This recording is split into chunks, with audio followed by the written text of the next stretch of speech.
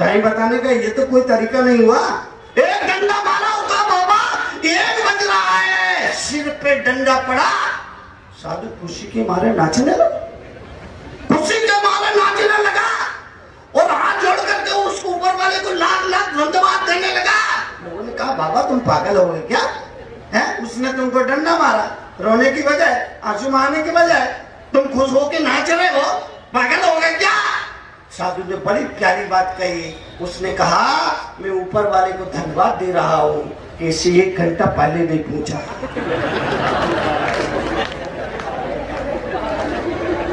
बोलो मैं ऊपर वाले को धन्यवाद दे रहा हूँ कि इससे 1 घंटे पहले नहीं पूछा, वरना जो भी दे दे मालिक तू कर ले कबूल, कभी कभी कांटों में भी खिलते हैं फूल, स्वीकार करो। आंसू मत बहाओ, आंसू मत बहाओ। अगर जिंदगी में कभी कष्ट के दिन आते हैं, बुरे दिन आते हैं, हिम्मत रखो, हिम्मत रखो, हिम्मत रखो और ये सोचो कि शनिवार के बाद रविवार आता है, इस दुख के बाद जिंदगी में सुख भी आएगा। हिम्मत सोचो, सोचो, हिम्मत मत हारो, हिम्मत मत हारो, हिम्मत मत हारो, हिम्मत से काम लो, हिम्मत से काम लो। हिम्मत ही काम आएगी, बाकी कुछ काम आने वाला नहीं है। दुनिया को अपने दुख दर्द मत बताओ, ये दुनिया बड़ी जालिम है, ये तुम्हारे दुखों को रो रो करके पूछेगी और फिर दुनिया को हंस हंस करके बताएगी। इसलिए दुनिया के सामने अपने दुख बयां मत करो, मत करो। हिम्मत रखो, हिम्मत रखो, हिम्मत रखो, हिम्मत ही काम आएगी। एक लड़के की शादी हुई तो उसके दोस्त ने कहा इधर इधर इधर आ। उसने एक मंत्र उसको दिया, बोले तेरी शादी हो रही ना, इसको ध्यान रखना, अगर इसको ध्यान नहीं रखा ना तो बहुत दुख भोगेगा, ठीक है।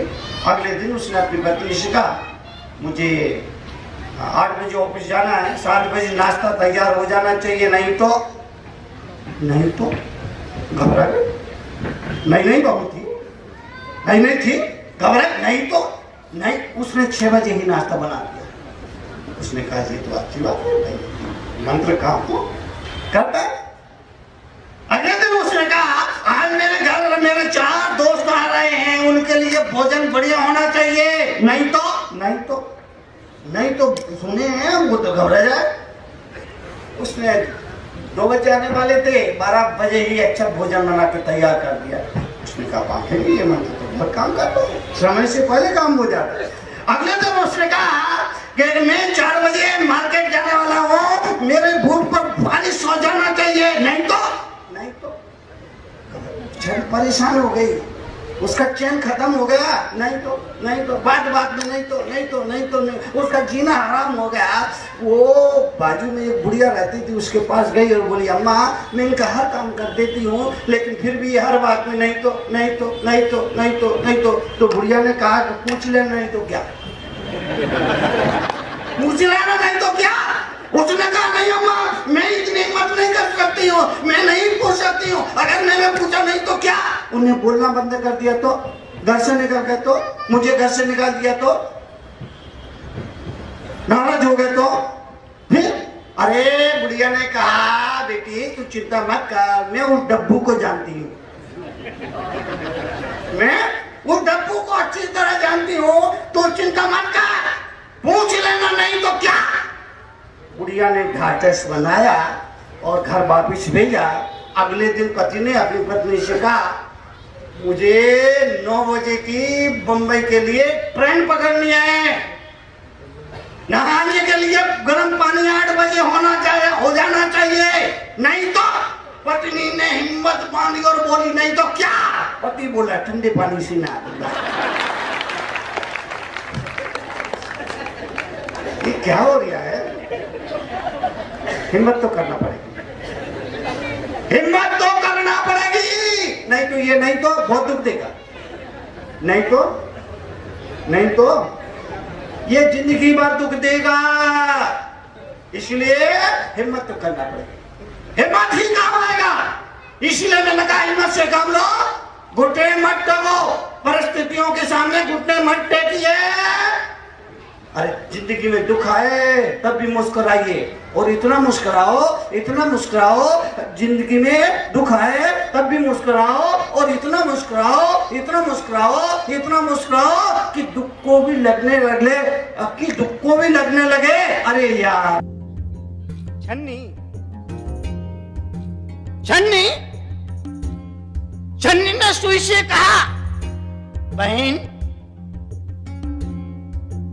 तेरे सिर में एक छेद है।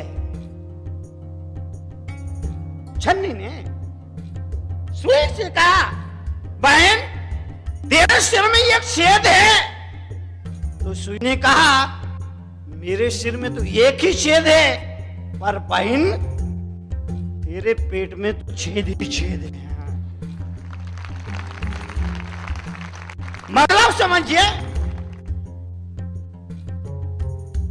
दूसरों की भूलों को नजरअंदाज करना सीखो। परिवार में सुकून चाहिए, परिवार में सद्भाव चाहिए, परिवार में प्रेम चाहिए, परिवार में खुशी चाहिए, परिवार में प्रसन्नता चाहिए। एक छोटी सी बात को ध्यान रखो। भगवान महावीर ने कहा, सम्यक दृष्टि बनो। सम्यक दृष्टि यानी हंस दृष्टि। हंस के बारे में कहा जाता है, दूध पानी मिलाकर रख दो, हंस दूध दूध पी लिया करता है, पानी पानी छोड़ दिया करता है।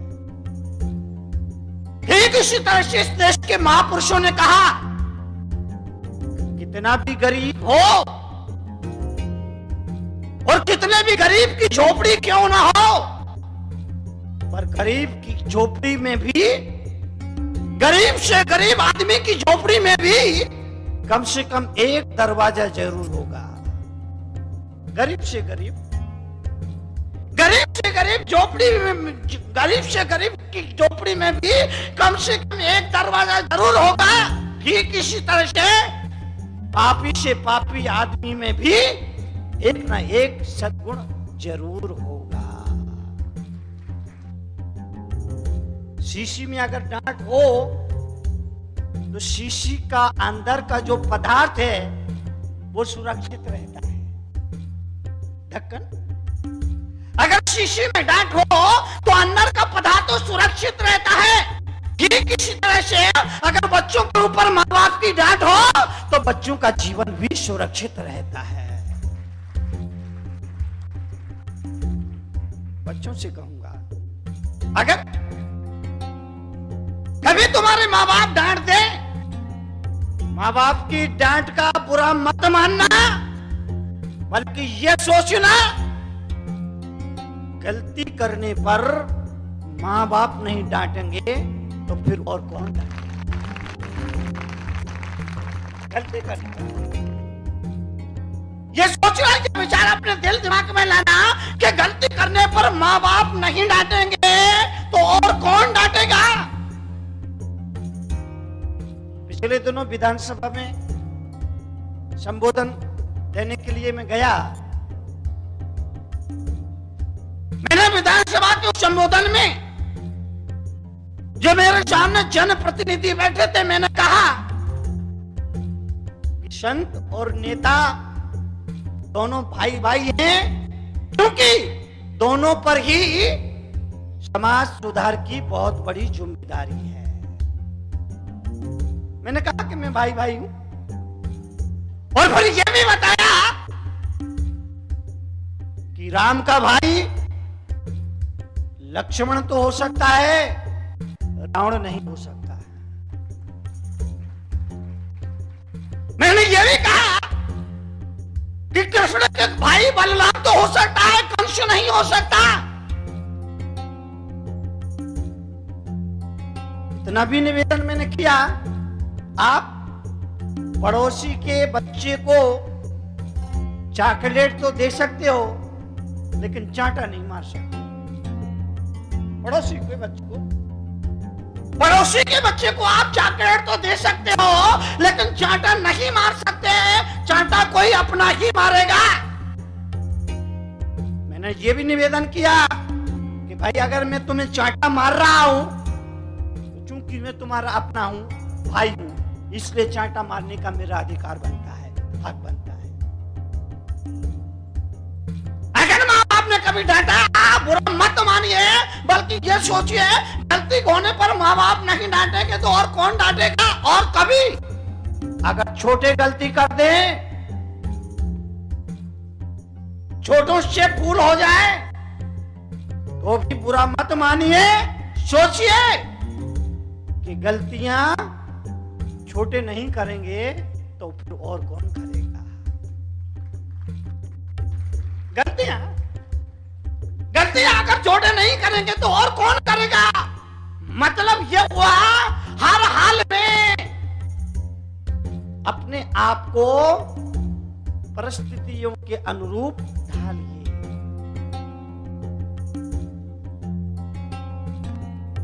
क्योंकि हर जगह घर जैसी सुविधा नहीं मिलती है, इसलिए जैसी परिस्थितियां हो अपने आप को ढालिए।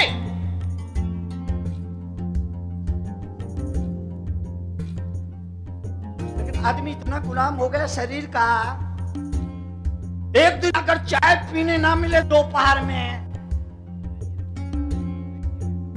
कौन बोला सही बात है? तो जब से गलत बोल रहा हूं क्या? आदमी आदतों का इतना गुलाम हो गया, इतना गुलाम हो गया, इतना गुलाम हो गया, ये एक दिन दोपहर में अगर चाय पीने ना मिले, आदमी का काम करने में जी नहीं लगता।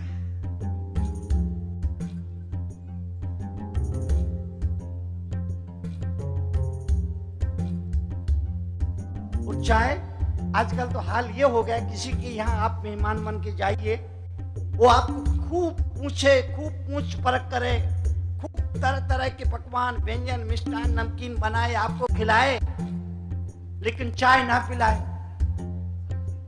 तो वापिस जब आप अपने गांव आओगे, लोग पूछेंगे भैया बहुत पूछ परख हुई होगी, खातिरदारी हुई हो।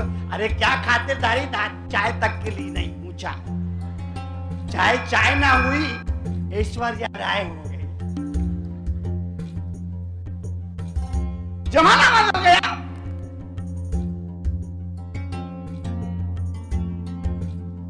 जमाना बदला। मैं आपसे निवेदन करना चाहता हूं,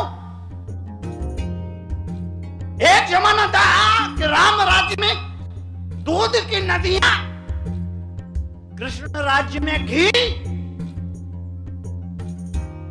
मनमोहन राज्य में चाय की प्याली फूंक फूंक कर पी।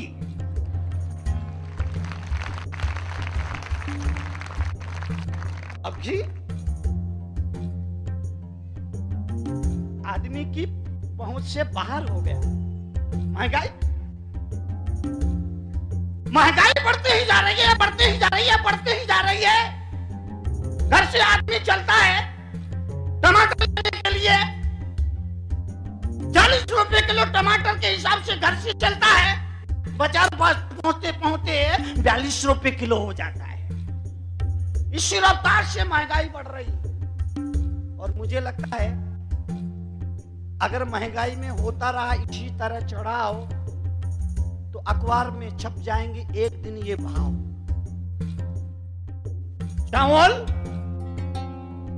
25 पैसे जोड़ी, चावल 25 पैसे जोड़ी,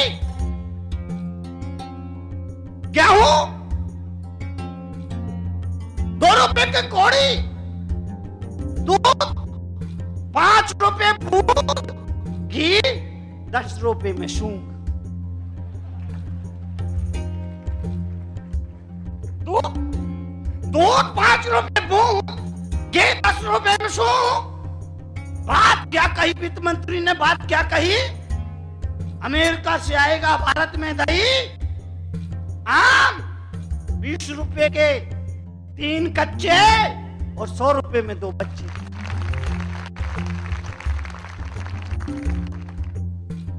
महंगाई बढ़ रही है।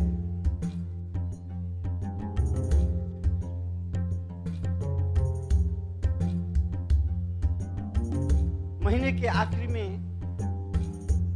पति को निखाई मिली तो पत्नी ने कहा मेरे लिए साड़ी। महिलाओं को साड़ियों का बड़ा शौक होता है। पति कहीं भी जाए, बाहर कहीं भी जाए, महिलाओं की एक डिमांड होती है मेरे लिए एक साड़ी लेके आना। सुबह सुबह पति तैयार हो रहा था, मूड जरा उसका ऑफ था।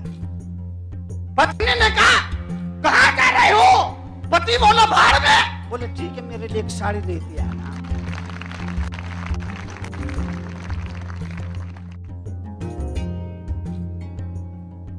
पत्नी ने कहा मेरे लिए साड़ी। पति बोला मंगाई है। शाम को जब पति खाली हाथ वापस घर लौटा तो पत्नी ने कहा तुमने सुबह कहा था मेरे लिए साड़ी। पति बोला मैंने कब कहा था कि सुबह तुम्हारे लिए साड़ी?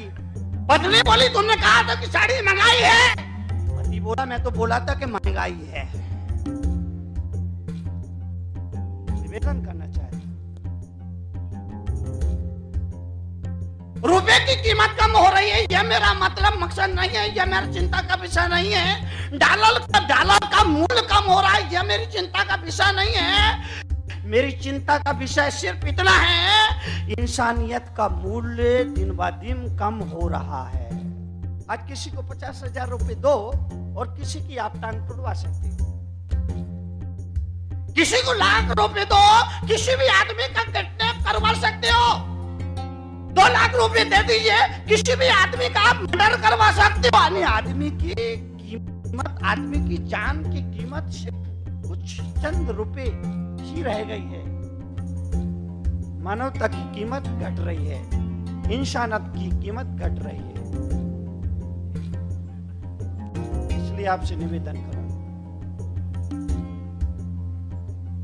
अपनी आदत ऐसी बनाओ कि परिस्थितियां कैसी कि जीवन में बदलाव आता है, जीवन में बदलाव आता है, जीवन में बदलाव आता है। तो बत्ती जब घर में प्रवेश करती है घर मंदिर हो जाता है। बत्ती जब घर में प्रवेश करती है घर मंदिर हो जाता है। बत्ती जब जल में प्रवेश करती है जल गंधोदक हो जाता है। भक्ति जब घर में प्रवेश करती है घर मंदिर हो जाता है। भक्ति जब जल में प्रवेश करती है जल चरणामृत हो जाता है। भक्ति जब सफर में प्रवेश करती है सफर तीर्थ यात्रा हो जाती है।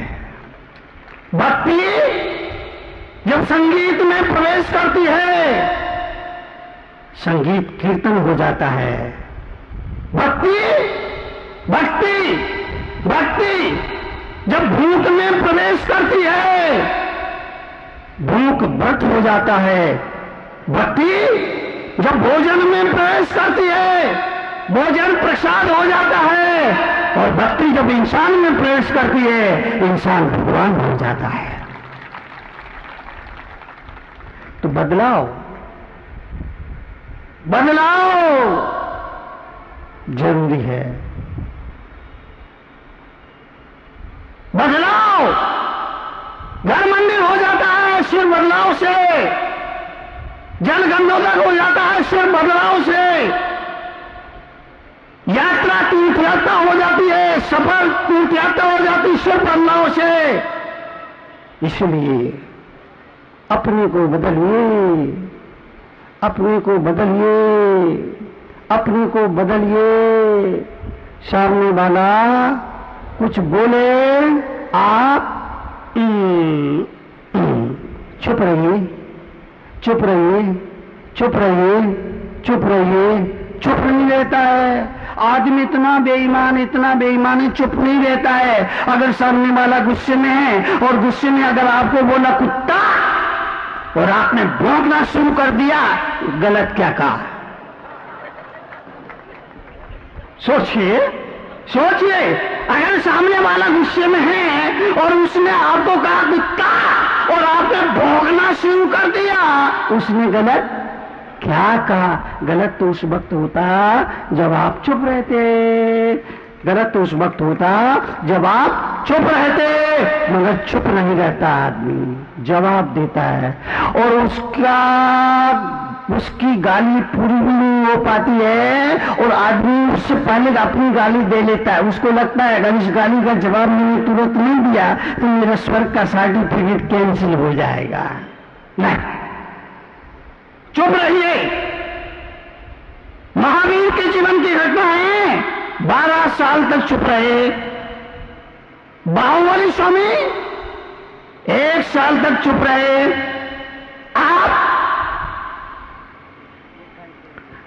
1 घंटे तो चुप रहिए, आधा घंटे तो चुप रहिए, 15 मिनट तो चुप रहिए, 10 मिनट तो चुप रहिए, 5 मिनट तो चुप रहिए। 5 मिनट। एक दिन मैंने प्रवचन में लोगों से कहा 12 बजे से लेके 12:05 तक आप चुप रहेंगे, मौन रहेंगे, कोई जवाब नहीं देंगे, बोलेंगे नहीं। सबने कहा हमारा आज आपका नियम का पालन करेंगे। सब लोग अपने अपने गए। 12 बजे बोले अब नियम शुरू होता है। इसी बीच फोन की घंटी खटखटाई। उन्होंने अपना फोन निकाला, ऑन किया और बोला 10 मिनट बाद बात करना, अभी मेरा मौन चल रहा है। अब बोलिए, अब बताओ क्या करें? मौन रहिए। सुबह सुबह 1 घंटा मौन रहिए। मां बहन भोजन में जो भी परोस